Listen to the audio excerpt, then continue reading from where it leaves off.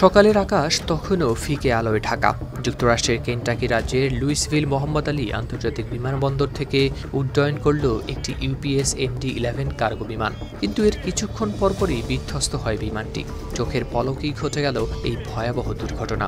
স্থানীয় কর্মকর্তারা জানান, এতে নিহত হয়েছেন অন্তত 7 জন। সংবাদ মাধ্যম ওয়াশিংটন পোস্ট ও রয়টার্সের প্রতিবেদনে প্রকাশ পেয়েছে এই তথ্য। 4 নভেম্বর মঙ্গলবার ইউপিএস ফ্লাইট 2976 হিসেবে শনাক্ত বিশাল এই কার্গো বিমানটি নিয়ন্ত্রণ হারিয়ে বাণিজ্যিক এলাকা ও সড়ক অতিক্রম করে ছুটতে থাকে। এরপরই ঘটে বিস্ফোরণ। ভয়াবহ অগ্নিকাণ্ডে আকাশে ঘন কালো ধোঁয়া ছড়িয়ে পড়ে মুহূর্তেই। শহরের আকাশ যেন হঠাৎই হয়ে উঠল মৃত্যুর প্রতীক।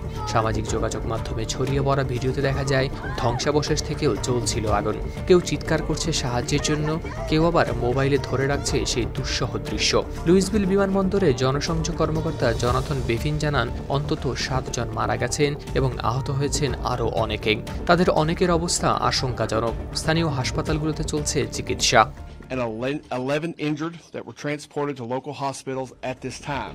তবে বিমানের ফ্লাইট ক্রুদের অবস্থা এখনও জানা যায়নি। কেন্টাকি রাজ্যের গভর্নর এন্ডি বেসিয়ার বলেন, কর্তৃপক্ষ নিহতদের শনাক্ত করতে এবং তাদের পরিবারকে অবহিত করতে কাজ করছে।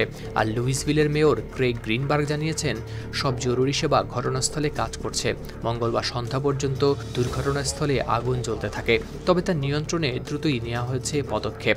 মার্কিন জাতীয় পরিবহন নিরাপত্তা বোর্ড নেতৃত্ব দেবে দুর্ঘটনার তদন্তের, তবে সঙ্গে রয়েছে ফেডারেল এভিয়েশন প্রশাসনও। তারা বলছে, এই দুর্ঘটনা কেবল একটি ফ্লাইটের নয়, বরং পুরো বিমান নিরাপত্তা ব্যবস্থার জন্য এক সতর্ক সংকেত। হাওলাদার শামীম, RTV।